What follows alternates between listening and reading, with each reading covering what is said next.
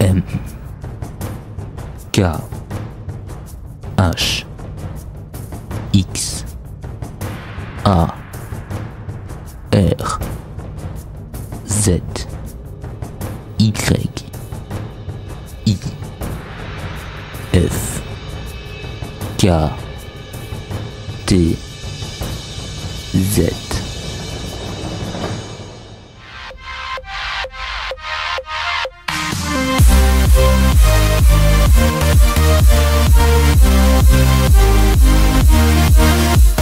Bonjour à tous, c'est Feu et bienvenue dans ce 8e et dernier épisode du Mystère des Internet. Ouais, c'est enfin le dernier.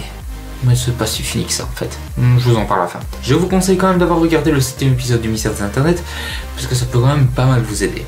Aujourd'hui nous allons parler de Morasco Petla. Morasco Petla est une chaîne YouTube créée par François Byzantin. L'URL de la chaîne YouTube est youtube.com/mkhxrzyfktz. C'est pour ça que ça a été facile de la retrouver. La chaîne a été créée le 22 décembre 2013, donc après la sortie de la dernière lettre. Un autre indice qui nous a mis sur la piste est le fait qu'on voit le nom de l'arrêt de bus dans la vidéo Comment être heureux de François Byzantin. Maintenant, je vais vous lire la description de la chaîne. Originario della tribu di Morasco, questo uomo finirà a Cumac. Il palazzo a forma di H sarà costruito per onorare il popolo Xinao e l'unificazione della nazione Arawaks. All'inizio, considerato come il ribelle, poi dalla sua miticità sarà soprannominato Zibibo.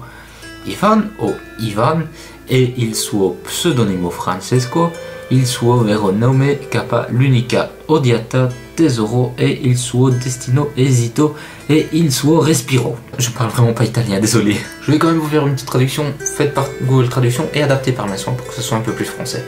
Originaire de la tribu de Morasco, cet homme finira à Cumac. Le palais en forme de H sera construit pour honorer le peuple Xinao et l'unification de la nation Arawaks.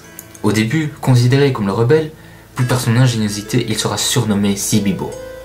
Ivan ou Ivan est son pseudonyme, son vrai nom Francesco. Kappa est le seul ennemi, le trésor est son destin, et Chute est son souffle. Ce qu'on voit directement, c'est qu'il y a un monde parallèle dans l'univers de la chaîne. Et sur une chaîne YouTube, il y a toujours moyen de rajouter des liens à notre chaîne. Et là, il y en a un, et qui mène vers la vidéo Comment être heureux, mais en non répertorié. Maintenant que nous avons vu la chaîne, nous pouvons voir les vidéos. La première vidéo est... du russe. En fait, non, c'est pas du russe, c'est de l'ukrainien. La traduction c'est Simferopol, Simferopol.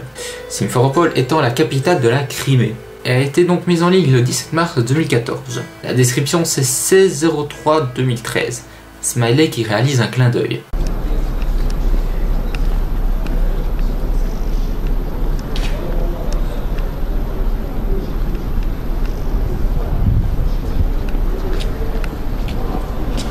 Ce qu'on voit, c'est François Byzantin en train d'attendre un train ou un bus, mais vu que je parle pas du tout un mot ukrainien, je ne sais pas du tout où il peut se trouver. Je suppose quand même qu'il regarde les horaires, mais bon, je suis pas sûr. La deuxième vidéo, ça devient déjà plus intéressant, parce que la première c'était n'importe quoi. Elle s'appelle 23 ans déjà, 3 petits points. Attention, pavé pour la description. La semaine du lundi 15 au dimanche 21 mai 1978 fut particulièrement meurtrière à Kolwezi, ville d'origine de TPGG, en particulier le 18 mai 1978, troisième jeudi du mois. En 1979, TPGG décide de terminer sa tournée mondiale à Kolwezi le troisième jeudi du mois de mai en faisant un concert en hommage aux victimes. Tous les ans, entre 1979 et 1991, un concert aura lieu le troisième jeudi du mois de mai. Hélas, en 1991, le jeudi 16 mai, un individu tire sur TPGG. Ce dernier mourra des suites de ses blessures le lendemain. La vidéo a été publiée le 16 mai 2014, donc la veille de la date fatidique nommée dans le What the Cut 30, où bien sûr sortira la vidéo de cette retransmission. Moi je trouve que depuis internet le monde est plus drôle, donc j'irai plus, donc je suis plus heureux. Putain on dirait la vidéo de François Byzantin sur comment être heureux. En gros sur la vidéo, on voit la tombe de TPGG qui selon moi a été réalisée avec brio sur SketchUp, le logiciel de 3D de merde quoi. Au niveau de l'audio, nous entendons Antoine Daniel parler de la vidéo de Comment être heureux de François Byzantin. L'origine du son est totalement inconnue, il s'agirait certainement d'un live, mais impossible de retrouver la source. Notons aussi qu'il y a une annotation sur la tête de TPGG, et celle-ci mène à la seconde partie de la vidéo sur la biographie de TPGG. TPGG en fait est un personnage créé par François Byzantin. La troisième vidéo, elle envoie du lourd. Bon, le titre, vous l'avez deviné, c'est D'où Jésus. La description est un petit peu plus mystique. Conv 1 égale 166, Conv 2 égale 87, Conv 3 égale 71. Skype, smiley qui réalise un clin d'œil. Impossible d'être sûr, mais il est possible que ces descriptions fassent référence au conf Skype créé par Magic the Cat pour parler du MD. Alors au niveau de la vidéo, nous voyons de nouveau TPGG. Au niveau de l'audio, nous entendons Antoine Daniel. L'origine est totalement inconnue, la voix est légèrement modifiée, donc on ne sait vraiment pas ce que c'est. La quatrième vidéo s'appelle Sans acteur. Je vous mets que les premières secondes parce qu'après c'est un énorme écran noir. Mais qui ça peut bien être? Allô? Elle a été publiée le 21 juin 2014. La description dit « Avec un acteur, ça donnerait quoi ?» Ce que vous entendez en fait c'est Cool Forever, une vidéo créée par Antoine dans sa jeunesse. Les images font référence à la vidéo originale, je vous mets les deux vidéos côte à côte pour comparer.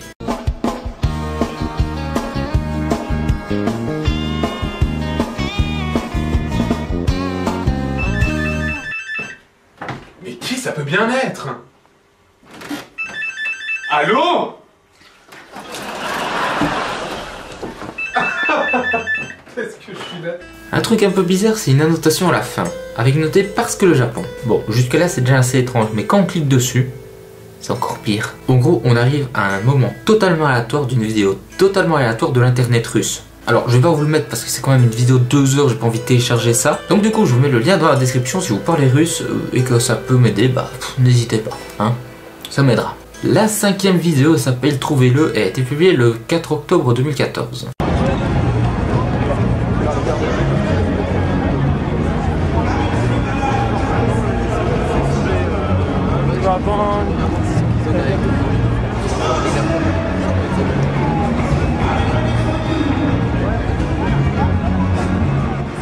En gros, ce qu'on pense, c'est qu'il faut trouver Antoine. Moi aussi, je t'ai trouvé, Antoine. Faut que j'arrête avec cette blague. Sauf qu'en fait, il n'y a pas Antoine dans la vidéo. La vidéo originale s'appelle en fait Princess Interstellar, qui est en fait une sorte de reportage tourné lors d'un concert de Daft Punk aux arènes de Nîmes en 2007. Cependant, la description est bien plus évocatrice que la vidéo. Vous ne regardez jamais dans la bonne direction. Vous contribuez au mystère.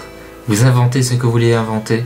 Vous voulez croire à ce qui vous arrange. Vous avez oublié qu'il existe un passé et qu'on vous a donné des dates. En gros, c'est un petit peu comme s'il nous faisait une sorte de morale sur le mystère. Genre comme s'il nous disait de se remettre sur le droit chemin. Faut pas oublier que François Byzantin est un putain de troll. Et puis il a plus rien.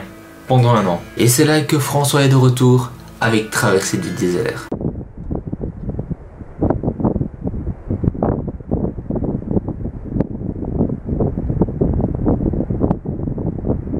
Ce que l'on voit, c'est François Byzantin, et non pas Nio comme disent tout le monde, c'est bien François. La description c'est, parfois, les personnes vivent ce que l'on appelle communément traverser du désert. Vu qu'en plus, nous avons une tête d'Antoine qui flotte dans les airs, ça nous est une référence à Antoine qui fait plus de vidéos pendant beaucoup de temps.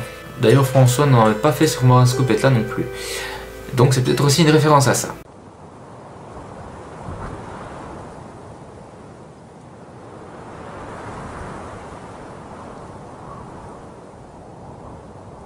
La 7ème vidéo est en fait une combinaison de 24 vidéos. Cette vidéo forme en fait un calendrier de l'Avent. Chaque jour sort une nouvelle vidéo. Et à chaque fois dans la description, il y avait quelque chose d'intéressant. Et si on assemble les descriptions de chacune des vidéos, on trouve une belle histoire.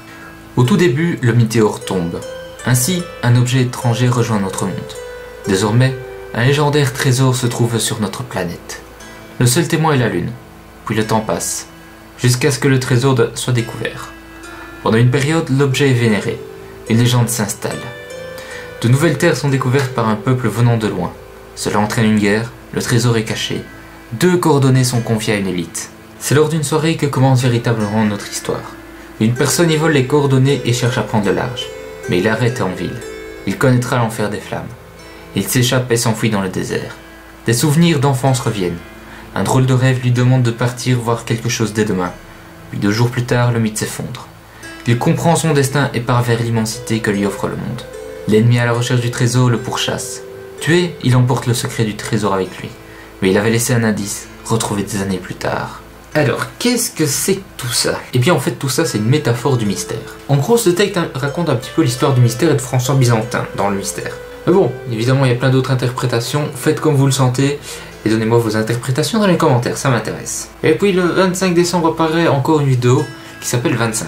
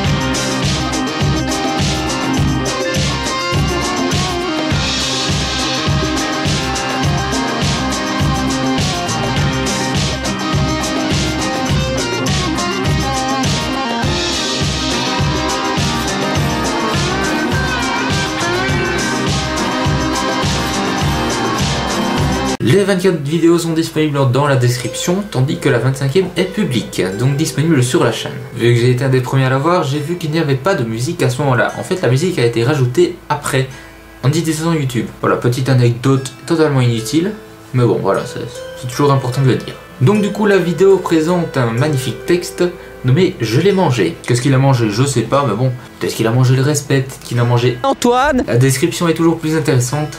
Hélas, le message était dans une autre langue. Tout ceci est donc dans la continuité du calendrier de l'Avent. 9e vidéo.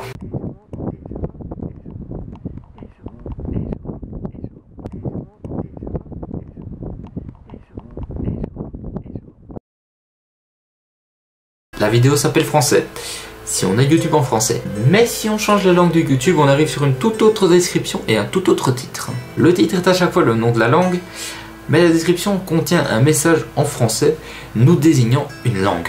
À chaque fois, le message nous aidait à découvrir la langue dans laquelle devait trouver le vrai message.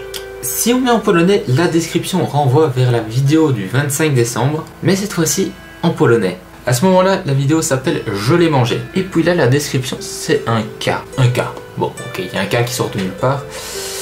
C'est pas clair tout ça. Et puis la dernière vidéo à ce jour, c'est « Je suis heureux ».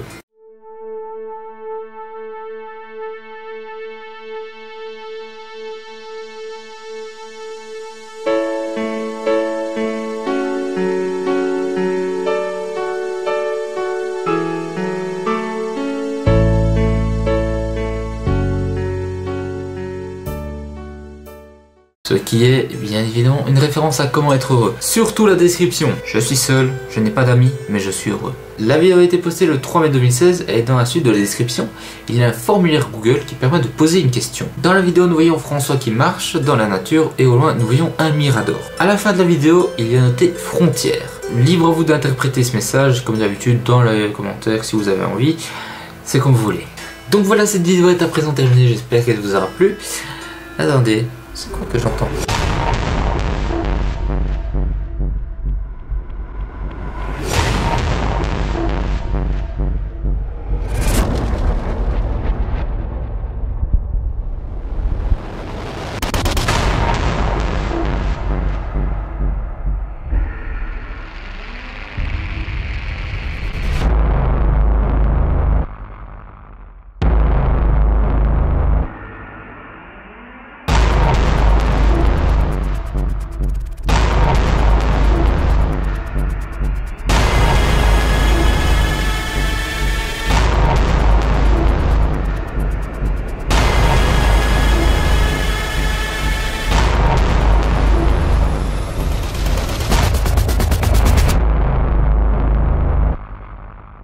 Alors, qu'est-ce que c'est MDI Theory?